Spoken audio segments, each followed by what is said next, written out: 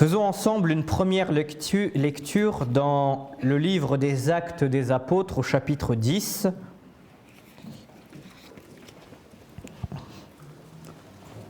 Livre des Actes des Apôtres, chapitre 10. Et nous allons lire une partie du récit concernant Pierre et Corneille. Nous lisons à partir du verset 28. C'est Pierre qui s'exprime. « Vous savez, leur dit-il, qu'il est défendu à un juif de se lier avec un étranger ou d'entrer chez lui. Mais Dieu m'a appris à ne regarder aucun homme comme souillé et impur. C'est pourquoi je n'ai pas eu d'objection à venir, puisque vous m'avez appelé. Je vous demande donc pour quel motif vous m'avez envoyé chercher. » Corneille dit, il y a 4 jours, à cette heure-ci, je priais dans ma maison à la 9e heure. Et voici, un homme vêtu d'un habit éclatant se présenta devant moi et dit, « Corneille, ta prière a été exaucée, et Dieu s'est souvenu de tes aumônes. Envoie donc quelqu'un à Joppé et fais venir Simon, surnommé Pierre. Il est logé dans la maison de Simon, corroyeur près de la mer. Aussitôt j'ai envoyé quelqu'un vers toi, et tu as bien fait de venir. Maintenant donc, nous sommes tous devant Dieu pour entendre tout ce que le Seigneur t'a ordonné de nous dire. » Amen. Pierre va arriver dans cette maison et va poser une question fatidique, une question qui même aurait pu interpeller, mais peut-être dans le mauvais sens, Corneille et ceux qui étaient dans cette maison. Pierre va leur demander, « Je vous demande donc pour quel motif vous m'avez envoyé chercher. » Et lorsque Pierre demande à Corneille quel motif, littéralement Pierre demande à Corneille, « Mais pour quelle raison intime vous m'avez envoyé chercher? Qu'est-ce qui a fait, qu'est-ce qui vous a poussé à envoyer ces hommes qui ont fait tant de chemin, qui sont venus se présenter à moi, qui m'ont parlé de vous et qui ont fait le chemin inverse avec moi et qui a fait que je me tiens devant vous maintenant? Quel motif, quelle raison intime a fait que je suis là devant vous? » Eh bien, Corneille va donner une réponse claire, limpide, compréhensible de tous. Nous sommes tous devant Dieu pour entendre tout ce que le Seigneur t'a ordonné de nous dire. Le motif qui a poussé Corneille à faire venir Pierre chez lui, c'est pour entendre tout ce que le Seigneur lui avait ordonné de lui dire. Il faut que nous considérions que lorsque Dieu veut nous parler, Dieu ne veut pas nous parler, même s'il parle tantôt d'une manière et tantôt d'une autre. Dieu ne veut pas nous parler d'une manière partielle. Dieu ne veut pas nous parler en donnant certains morceaux de phrases comme si c'était des télégrammes. Mais lorsque Dieu veut nous parler, il veut nous faire entendre tout. Et ce tout, c'est la raison principale. Ce tout, c'est cette raison intime qui a fait que Pierre leur a demandé quel motif. Ce tout, c'est cette raison qui est installée dans nos cœurs, dans nos pensées, pour faire que nous sommes là, dans ce lieu, ce soir par exemple, et nous voulons entendre tout ce que le Seigneur a à nous dire. Et tout, c'est quoi? C'est la prédication, tout, ce sont les dons spirituels, tout, ce sont les paroles que le Seigneur met dans nos cœurs quant à un exaucement, quant à une prière que nous avons formulée. Et vous savez, quand nous avons le désir d'entendre tout, eh bien, Dieu déploie des moyens extraordinaires. Dieu déploie des moyens parce qu'il a devant lui des hommes, des femmes, des jeunes gens, des enfants qui ont le désir d'entendre tout ce que le Seigneur a à leur dire. Et ça, lorsque le Seigneur voit cette soif-là chez ceux qui sont en face de lui, il déploie justement ce bras qui est si puissant. Et je ne sais pas si on réalise toujours tout ce que le Seigneur a mis en place, cette logistique divine qu'il a mis en place pour que Pierre et Corneille se rencontrent. Vous vous rendez compte quand même, Corneille est un soldat italien, la Bible nous dit qu'il faisait partie de cette cohorte italienne, mais la Bible nous mentionne aussi que c'était un homme pieux, un homme qui faisait des prières, puisque lorsqu'il va avoir cette vision, eh bien, cet homme revêtu va lui dire « Tu as été exaucé ». C'était un homme qui faisait des prières. Et parce qu'il voulait tout entendre, eh bien, le Seigneur va aller chercher un serviteur qui était un peu plus loin. Vous savez que si Paul était considéré comme l'apôtre des païens, Pierre, lui, était considéré comme l'apôtre des Juifs. Parce que pendant un temps, Pierre ne voulait avoir affaire qu'aux Juifs. Eh bien, je ne sais pas si on se rend compte les moyens que Dieu a déployés. D'un côté, il y avait ce Corneille qui voulait entendre tout ce que le Seigneur avait à lui dire, et de l'autre côté, il y avait cet homme, Pierre, qui a eu lui aussi une vision, et cette vision de dire que, eh bien, Pierre, si moi je considère ces hommes comme purs, pourquoi les considères-tu comme souillés? Une logistique divine qui a fait que d'un côté il y avait un homme qui voulait tout entendre, et d'un côté il y a eu un homme qui a accepté de tout dire. Un homme qui a accepté d'entrer dans cette maison de non-juifs, pour les voir et leur parler et leur demander pour quel motif. Et vous savez, lorsque le motif est installé dans notre cœur, lorsqu'il y a une vraie raison qui est installée dans notre cœur, eh bien, si le Seigneur est capable de parler tantôt d'une manière, tantôt d'une autre, eh bien, son œuvre pour nous parler, elle est au même niveau. Son œuvre pour nous parler, elle se fait tantôt d'une manière, tantôt d'une autre, mais le Seigneur est capable toujours de parler à un enfant et d'envoyer même un homme, une femme, un enfant même, pour nous donner la parole qu'il nous faut. Lorsque Naaman a eu cette lèpre, eh bien c'est une jeune enfant qui lui a parlé. Lorsque cet Éthiopien était seul, eh bien, Dieu a envoyé Philippe pour lui parler. Lorsque dans notre cœur, il y a le désir d'entendre tout ce que le Seigneur a à nous dire, il le fera. Mais est-ce que nous, on est toujours capable d'accepter tout ce que le Seigneur a à nous dire ?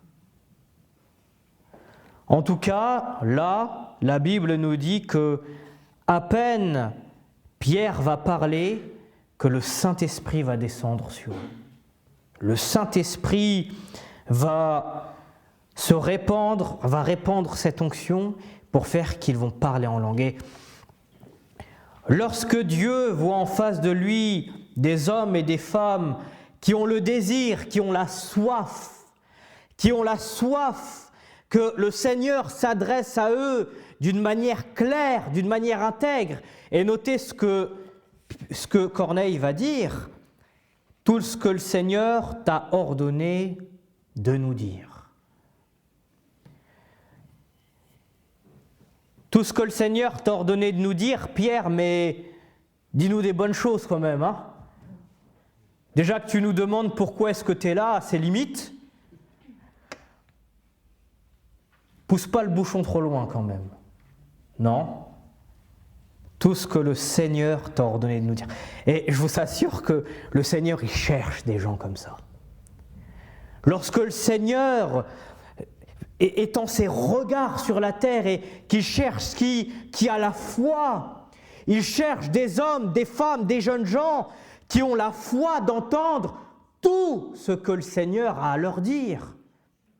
Il cherche des hommes, des femmes, des enfants qui ont le désir d'entendre le Seigneur pour leur parler, mais aussi de voir le Saint-Esprit agir. Tout ce que le Seigneur t'a ordonné de nous dire. Et lorsque le motif est saint, il y a toujours des belles conséquences. Mais cette parole que nous entendons, que nous lisons, que nous partageons, que peut-être même nous témoignons, de laquelle nous témoignons, eh bien, pour notre propre vie, pour nous, parce que le dire aux autres, ça peut être simple, mais pour moi, quel motif, quelle raison intime? Qu'est-ce qui fait que ce soir je suis là, alors que j'aurais pu être autre part? Qu'est-ce qui fait que ce soir je suis là, et je suis en train d'écouter la parole de Dieu? Quelle est ma motivation? Eh bien, en tout cas, lorsque le Seigneur parle, il le fait d'une manière claire et il le fera aussi toujours d'une manière incisive. Il n'y aura pas de demi-mot avec le Seigneur. Alors venez avec moi dans l'Épître aux Hébreux, nous allons lire un passage que nous connaissons bien.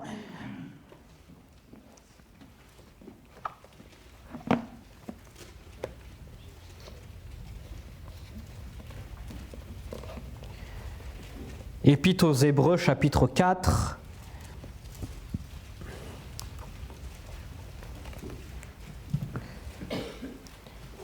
Nous pouvons lire au verset 12. « Car la parole de Dieu est vivante et efficace, plus tranchante qu'une épée quelconque à deux tranchants, pénétrante jusqu'à partager âme et esprit, jointure et moelle, elle juge les sentiments et les pensées du cœur. Plus tranchante qu'une épée quelconque à deux tranchants. » Et vous savez, les épées à deux tranchants, c'était les épées les plus meurtrières, hein. C'était celles qui faisaient le plus de dégâts. Et c'est interpellant que le Seigneur compare sa parole à cette épée-là. Le Seigneur compare sa parole à une semence. Le Seigneur compare sa parole à un feu. Le Seigneur compare sa parole à quelque chose qu'on doit entretenir dans nos vies, mais il compare aussi sa parole à une épée. Et ça, souvent, ça nous fait moins plaisir.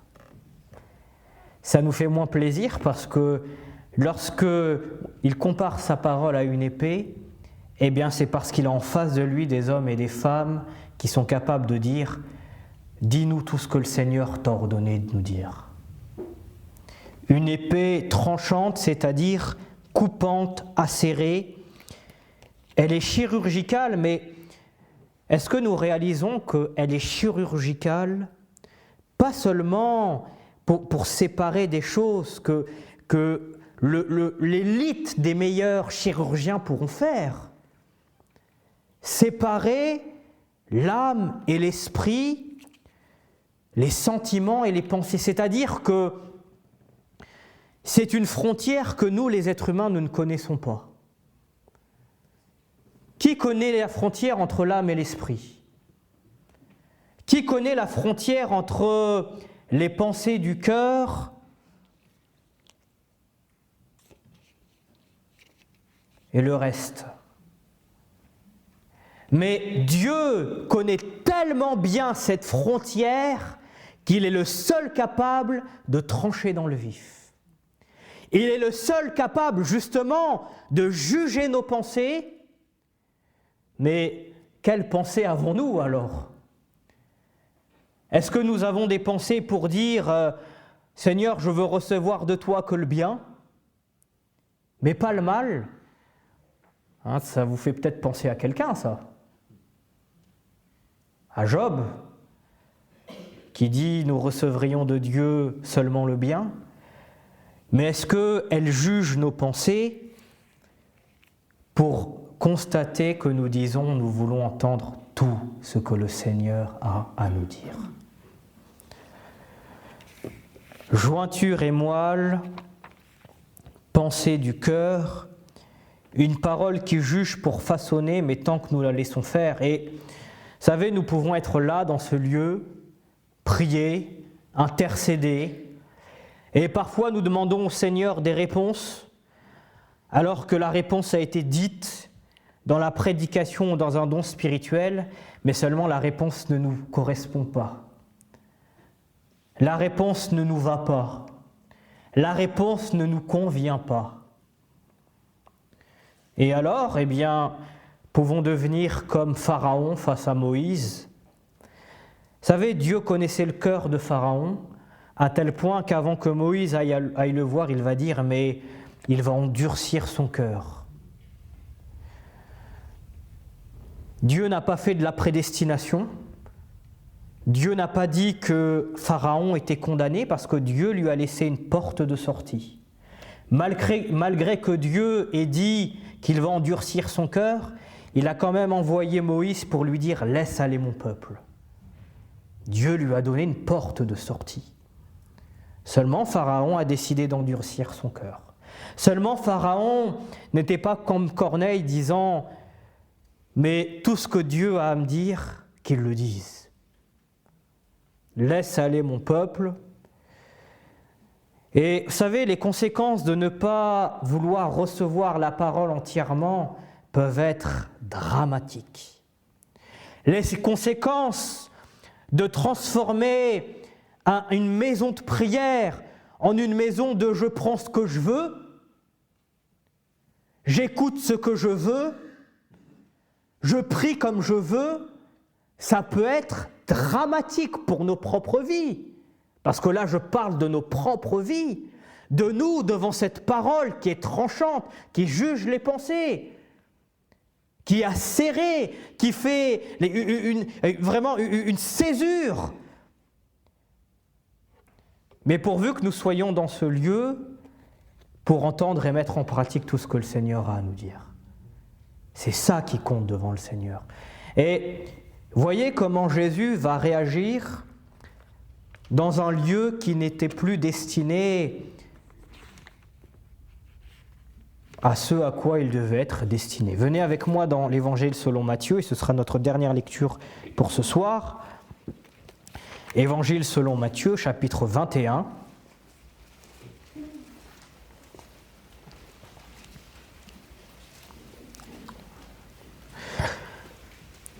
Lorsque le Seigneur a ce désir de nous parler, il le fait pour que nos prières aillent aussi dans le sens de ce qu'il nous dit. Imaginez que le Seigneur nous parle d'une manière et nous prions dans l'autre sens. Du coup, quel sens ça aurait ? Quelle répercussion ça aurait ? Mais voici ce que le Seigneur va faire. Là, pour le coup, pas seulement dire, mais faire, au verset 12. Jésus entra dans le temple de Dieu. Le Saint-Esprit remet les bases. Le Saint-Esprit remet la fondation. Jésus entra dans le temple de Dieu et il chassa tous ceux qui vendaient et qui achetaient dans le temple. Il renversa les tables des changeurs et les sièges des vendeurs de pigeons. Et il leur dit, il est écrit, ma maison sera appelée une maison de prière, mais vous en faites une caverne de voleurs. Vous en faites une maison de trafic. Vous en faites une maison où on amène ce qu'on veut, où on fait ce qu'on veut, où on achète et on vend ce qu'on veut, alors que ce temple, c'est le temple de Dieu. Ce temple, c'est une maison de prière. Et Jésus va renverser. En lisant ce passage et en pensant à notre méditation de ce soir, j'ai écrit ceci: n'occupons pas la maison de prière pour être un obstacle à l'œuvre du Saint-Esprit. N'occupons pas l'espace de la maison de prière pour prier comme nous avons envie. Pour prier dans le sens contraire de ce que le Seigneur peut nous dire et peut nous faire voir. Vous savez, le Seigneur prend au sérieux sa parole, mais le Seigneur prend au sérieux aussi sa maison, là où sa parole est annoncée. Le Seigneur prend au sérieux tellement tout cela qu'il ne peut pas accepter qu'on ait autre chose que ce désir de vouloir entendre tout ce que le Seigneur a à nous dire. Mais aussi tout ce que nous avons à lui dire. Parce que ça va dans les deux sens. Si nous sommes là pour entendre tout ce que le Seigneur a à nous dire, eh bien nous sommes aussi là pour dire au Seigneur, Seigneur, tu l'as dit, je le crois, exauce. Cet homme est arrivé devant Corneille et lui a dit, tes prières ont été exaucées.